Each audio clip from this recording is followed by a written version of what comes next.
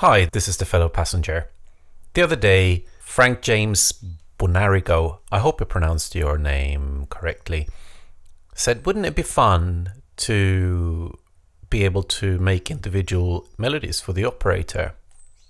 I thought about this and did some experiments, and it's actually quite fun to do. It will be a little bit experimental, but we got an operator here and we are going to put that in a group. We're going to do this a little experiment. You can do this in a few different ways, but we're going to take that, and then we need to be able to create a melody for each individual operator. So now we're going to think a little bit like a modular synth. I'm going to ditch those two channels. I'm going to take a note. I'm going to take quite a low note. I explain later, and I stretch that out.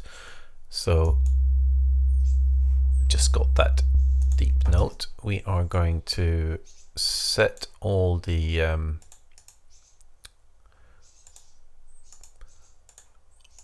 operators to have the same envelope shape, so it's just got lots of sustain and no release.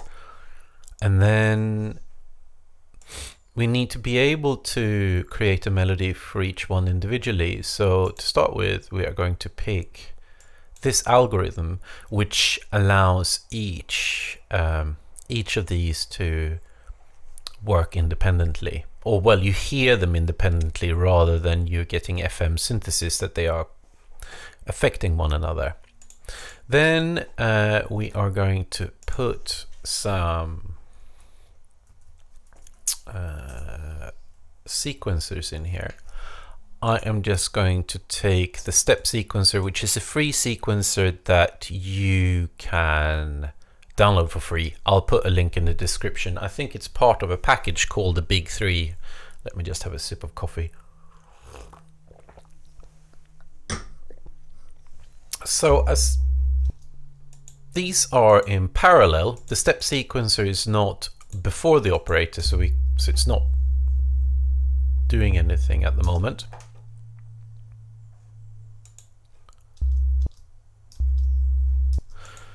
So to do that, we are going to need,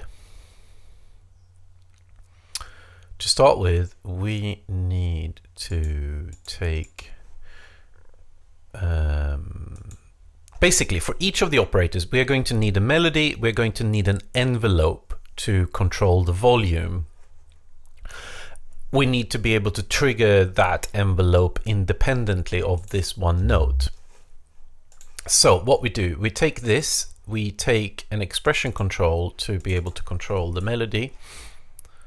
So we take the expression control, we put that after the sequencer, and we set that to key track. So you can see how this is tracking the keys, and then we map that to the operator's coarse tuning. By the way, this is going to be very atonal music, but that's fine. As you heard, that was very, very high pitched, so we are going to make go down some octaves, and then we just hit some .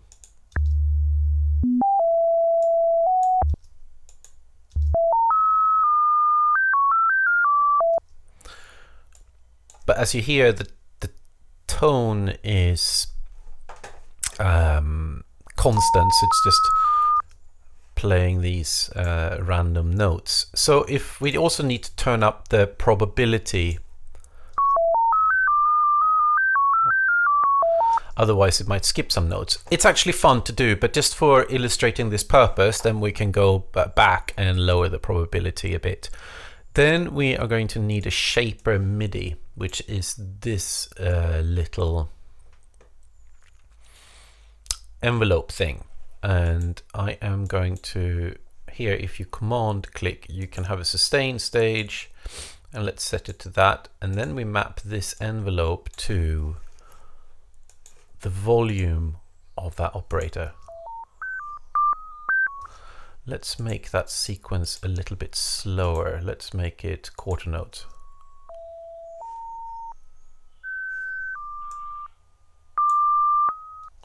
Maybe we skip that envelope state for now.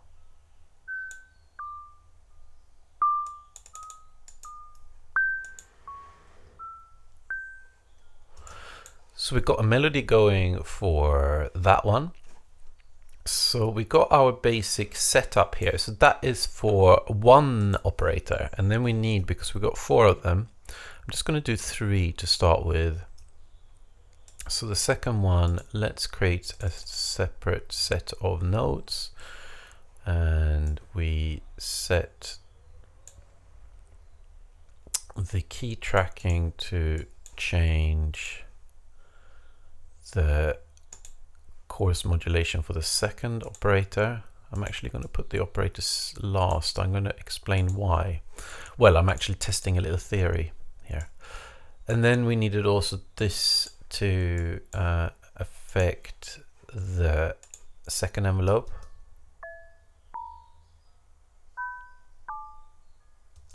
So we've got 2 different melodies going, and then we do the last one as well. So we've got 3 operators. So that needs to key track to the chorus one on the third oscillator operator, and then we need the envelope to change the envelope of the third one. And we need to change the melody of the third one as well.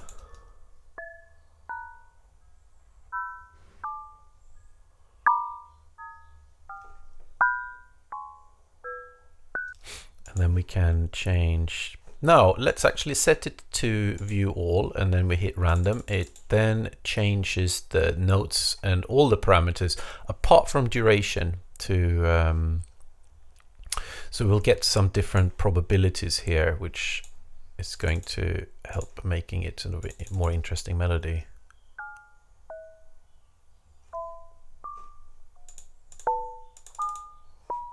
Maybe we can make one of these a bit faster.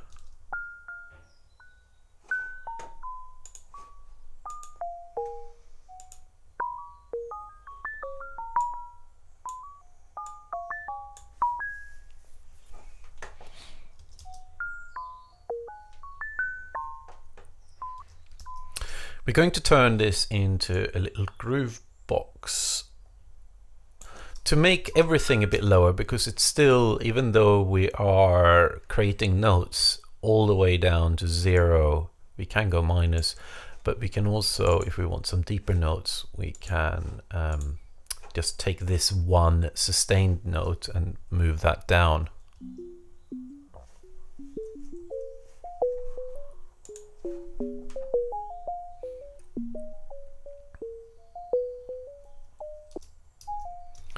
So which one is running slowest at the moment? It's the middle one.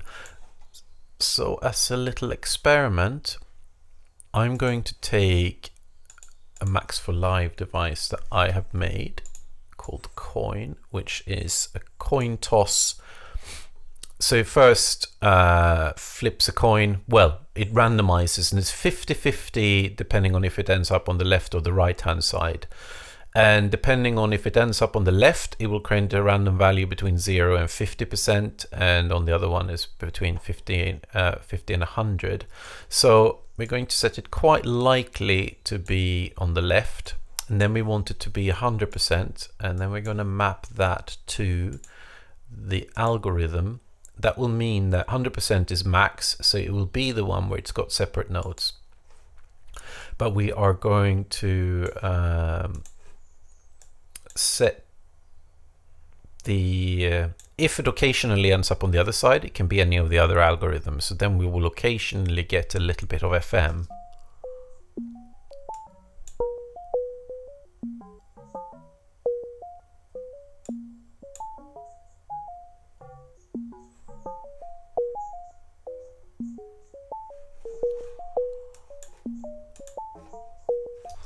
It's very low volume.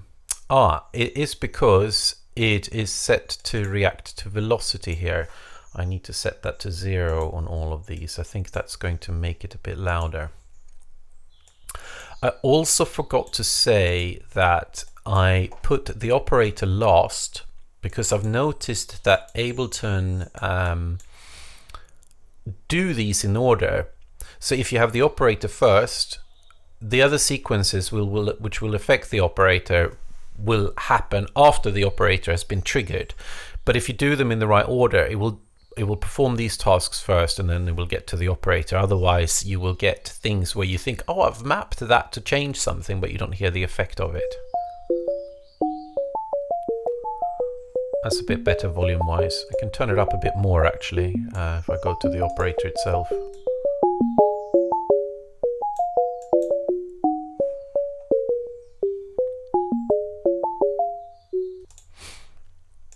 Some of these, maybe I want to have some lower notes.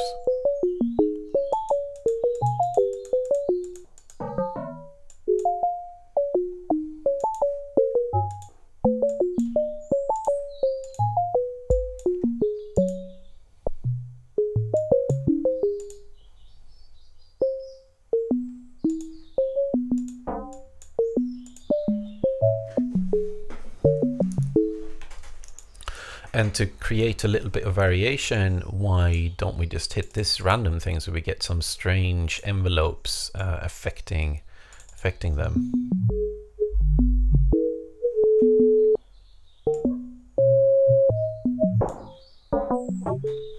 We get up to some nice IDM antics. And with this one, we can also do another, shall we do another Max for Live device that I have done, which is this. You can obviously, when you do this experiment, and if you don't have these devices, you can skip them, or you can find your own ways of doing similar things. I'm going to randomize turning on and off the pitch envelope. Oh, hang on. What happened? The operator, that.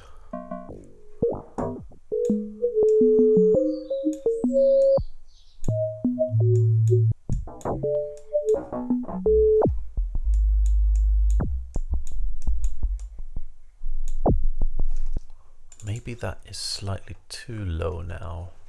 If I just move that up again.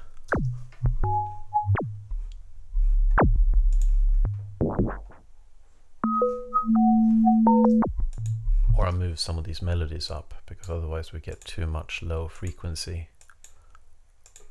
So now when we are sometimes turning on the pitch envelope,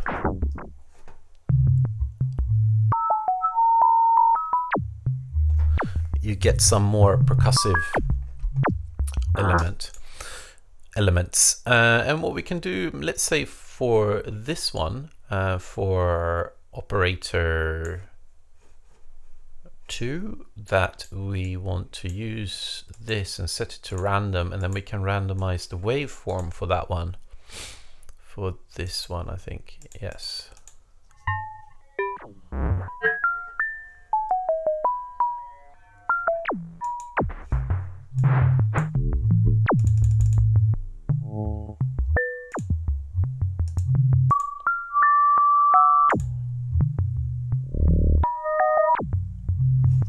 We need a bit more speed, I think.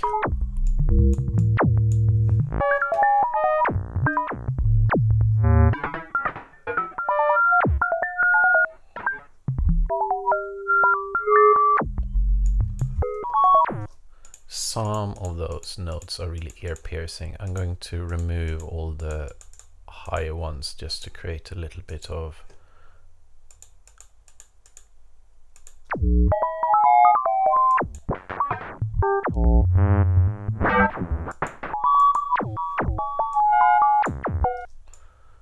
we can make the envelopes longer or shorter by changing the rate.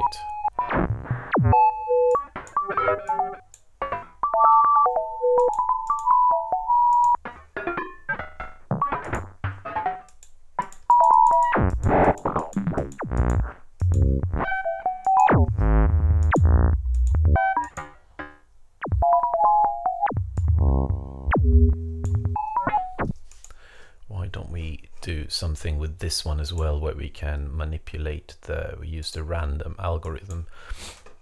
for the third one and make, oh fuck. I did the fine tuning. That's fine. We can keep that. We can do whatever we like. Let's create another random, and then we go into the operator and then we change the waveform.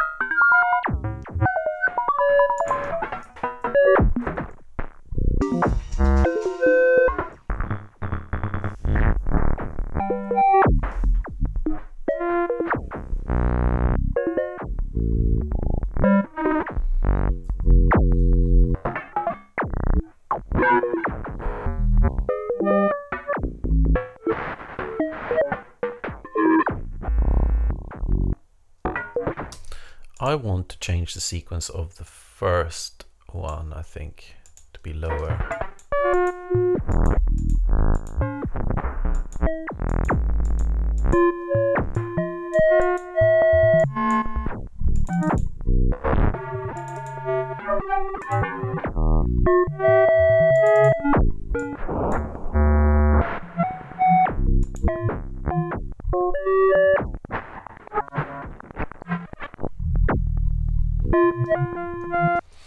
Is it this one that is causing all the high squeals? That's the third one, so we just lower that a bit more.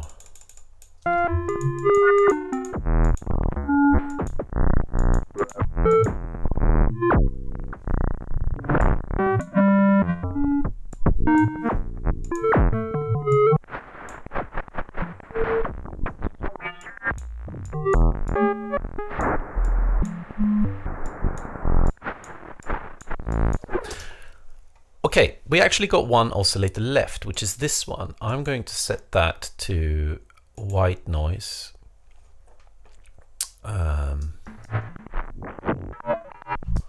And we need to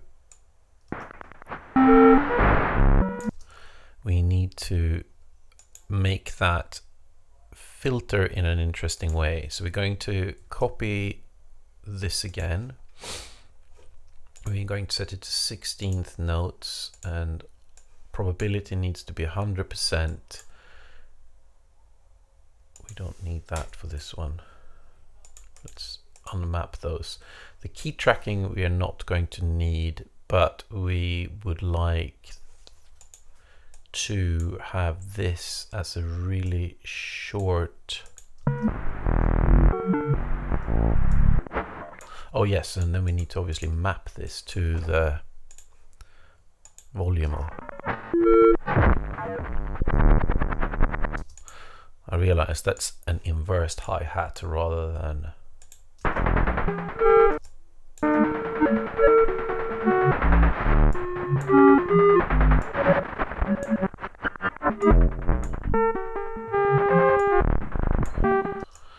maybe 8th notes is fine. Or we do 16th notes, but we do the probability.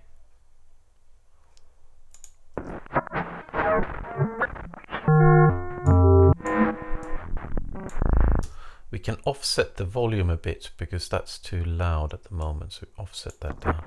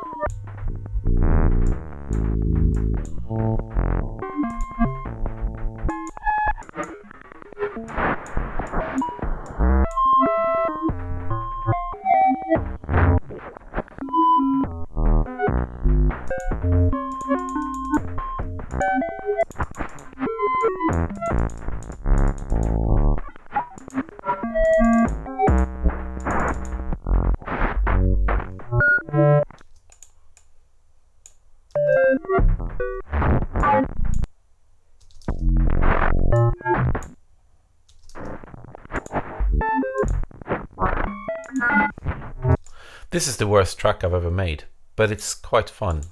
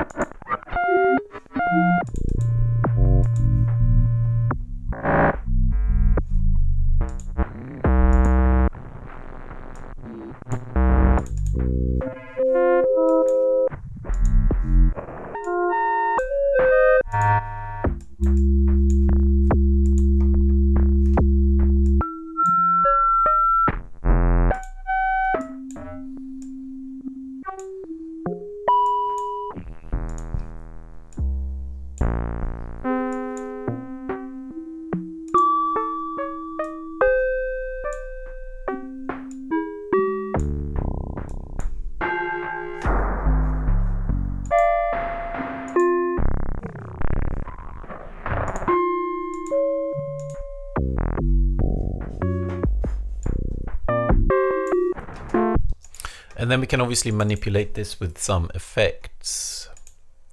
This is really stupid, isn't it? This exercise.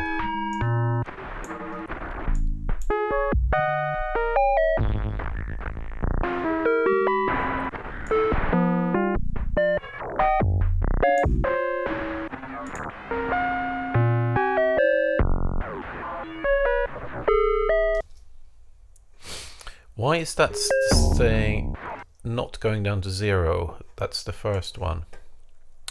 What's going on with this? Oh, it's because of this.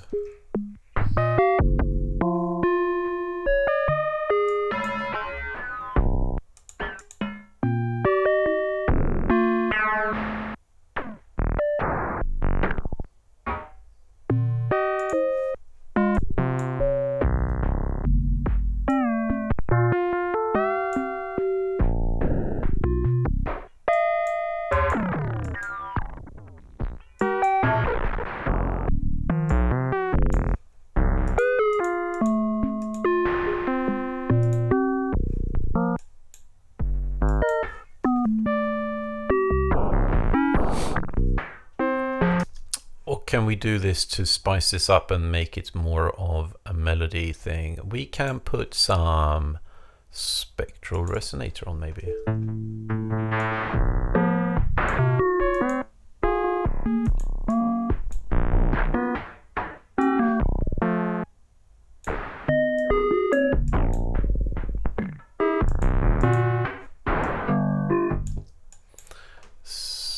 If we do, where's the random on off here? So we can turn that on off randomly a bit around.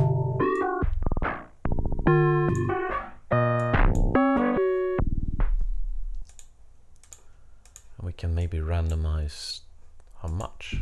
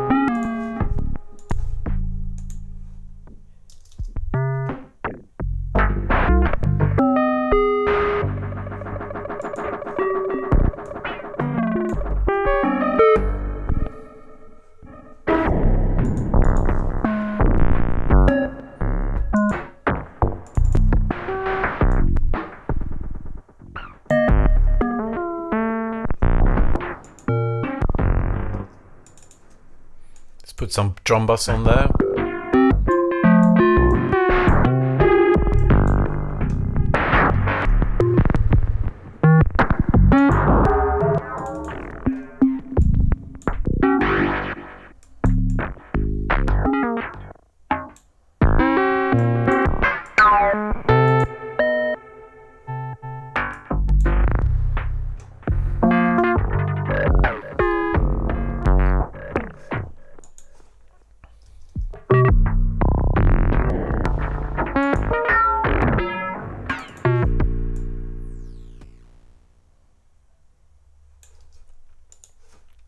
You shouldn't put stuff on the master. We're putting stuff on the master. I am not putting it on the master. I'm going to put it on the channel, and that's going to make it look better, even though it's going to sound the same.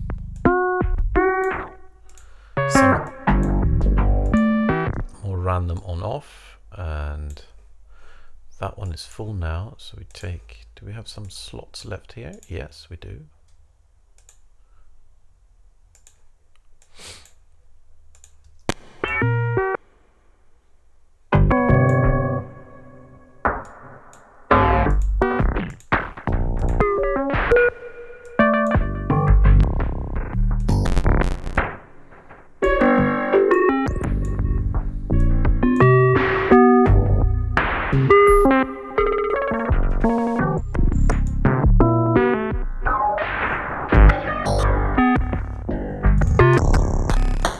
Limiter should be on the master. It doesn't sound exactly the same.